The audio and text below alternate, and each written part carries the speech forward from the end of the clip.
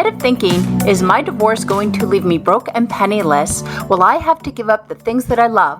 Shift your mind to thinking, how am I going to survive financially after I receive what I am entitled to? And what am I going to do with it? The first step is to find the right professional to protect you, and then have that expert teach you how to make your money work for you and grow it, increase it in value. When people need a guiding hand to help them understand the numbers, they call Donna LaScala. Donna is the president of the New York-based firm Comprehensive Divorce Solutions. Donna is also a CDFA, a financial neutral, and a registered financial consultant. Donna, welcome. Thank you very much for having me.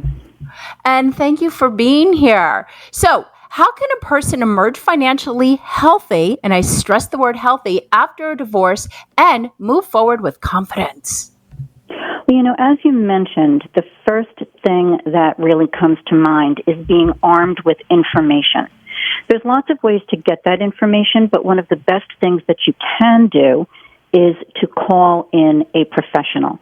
Now, whether that person is a certified divorce financial analyst like myself and a registered financial consultant, or a certified financial planner, or other financial professional, they will be able to guide you not only through the divorce, but to help you get yourself set up going forward. So the first thing really is to get information and to hire a professional to help you do this. How can a person become financially independent, especially if they relied on a former spouse to handle the money for so many years? What are the steps for doing this?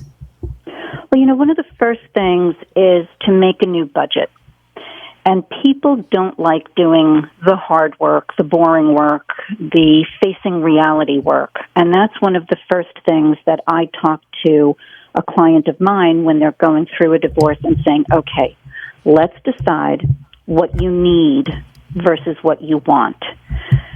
Do you really need to live in the 4,000 square foot, 5-bedroom, 4-bathroom house, or can you downsize?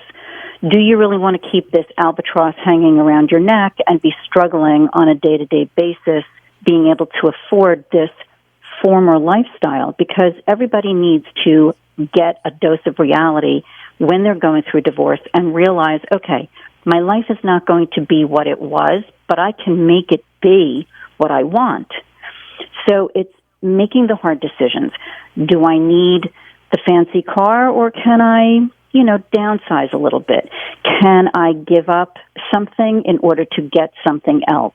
It's looking at every single thing that you do, that you buy, and again, keeping your eye on the ball of need versus want, and make those decisions, but take control of making the decisions, not have someone else make those decisions for you.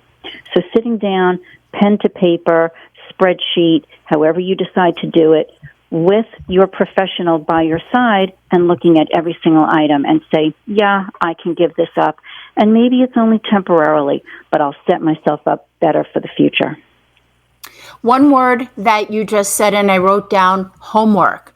Now, when it comes to settlement negotiations, what homework can people do to go into these meetings being really prepared rather than feel that they're at a complete disadvantage? Well, the first thing that is important here is having accurate information. And when you talk to your current financial advisor, or you talk to your spouse, or you talk to the financial professional that you've hired, or your attorney, mediator in this situation, making sure that you have accurate information is key. Because if you're not the person that has been handling the money, you need to be armed with all the information so that you can sit down and look at it and say, okay, now I understand, or wait, I have questions. And when those questions come up, it is extremely important to write them down, because you will forget, or something else will come in front of you and your attention will be on that. So writing everything down, keeping good notes, making lists, and having someone that can help you organize that, a certified divorce financial analyst like myself, can help you put all of that into a format that makes sense and is easy to look at. Because a lot of times you get these financial documents and it's meaningless because there are terms and phrases and things that you've never looked at before, don't know, are not accustomed to looking at, and it can be very overwhelming. Where can a person get this accurate information that has up-to-date balance information so they understand what the value is in each account? Well, everything has to really be fully disclosed. And the fact of the matter is that in this age of technology, everything is available online. So people that say, oh, well, I don't get a statement for that. It only comes once a year.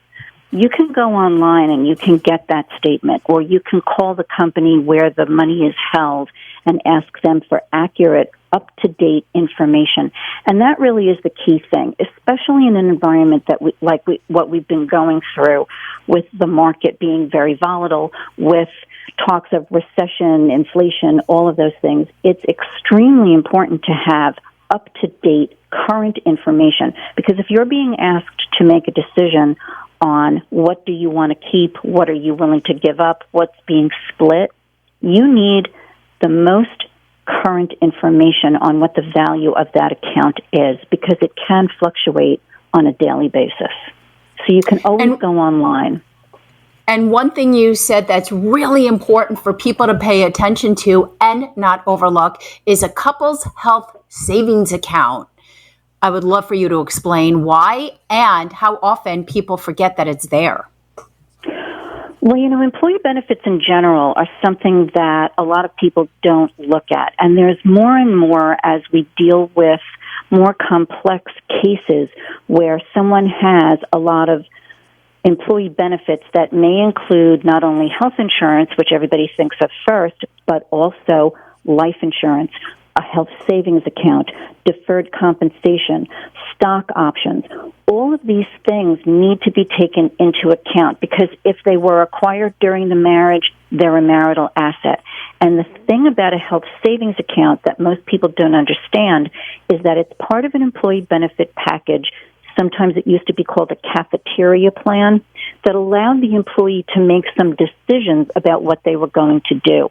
If you have a health savings account, you've been putting money away for the potential of a future major health-related expense or something that's not covered by your normal health insurance. So if that money has been put away and it's growing tax-deferred, it's a marital asset. And it actually is something that needs to then be looked at and be split. And you don't want to leave that money behind because it's due to you.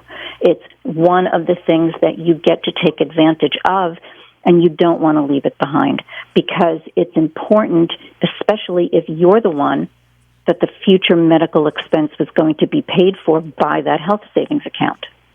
So it has to be taken into consideration.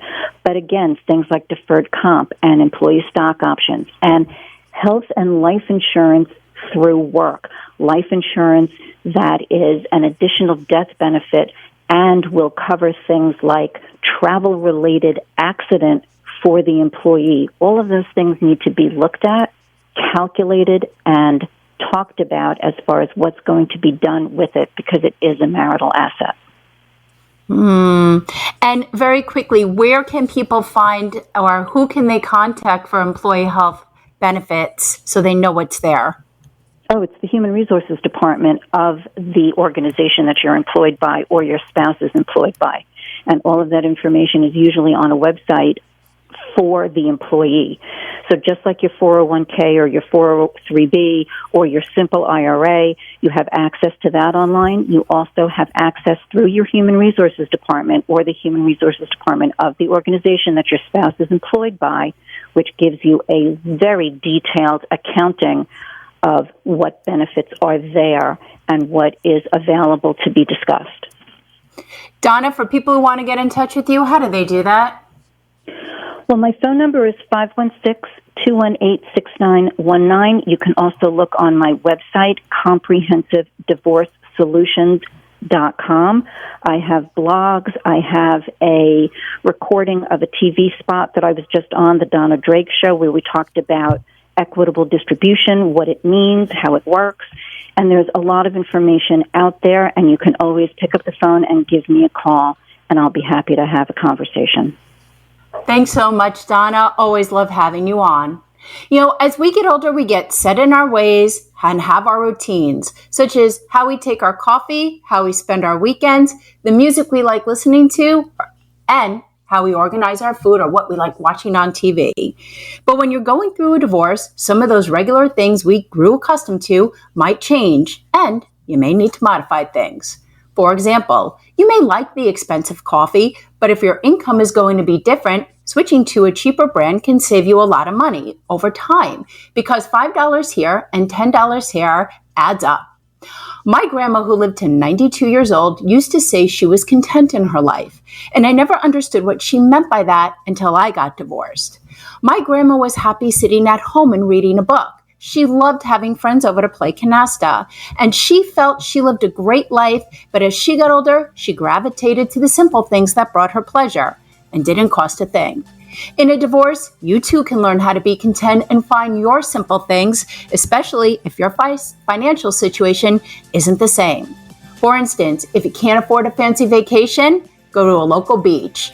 And if you can't pay for a pricey workout, go walking with a friend. You can change your brain on how to survive and thrive and take the stress out of life. That's our show for today. Thank you for joining us. Until next time. At Comprehensive Divorce Solutions, Donna LaScala provides the tools for people to deal with assets, debts, equitable distribution, and retirement in divorce negotiations. We hold your hand during and after the divorce process, providing a roadmap of what happens next and into the future. Divorce is difficult whether you're initiating it or not. It's fraught with emotion. When you deal with emotions, you are not dealing with logic, making it more difficult to decide what to do with your money. Hiring a professional to assist you in walking down the money path is crucial to avoiding potentially costly mistakes. Donna's goal is to make sure that each individual knows how they are going to be able to survive and thrive during and after divorce. As a CDFA-trained mediator and collaborative financial neutral, Donna helps people get unstuck and move forward towards their post-divorce future. Call Donna LaScala at 516-218-6919, 516-218-6919.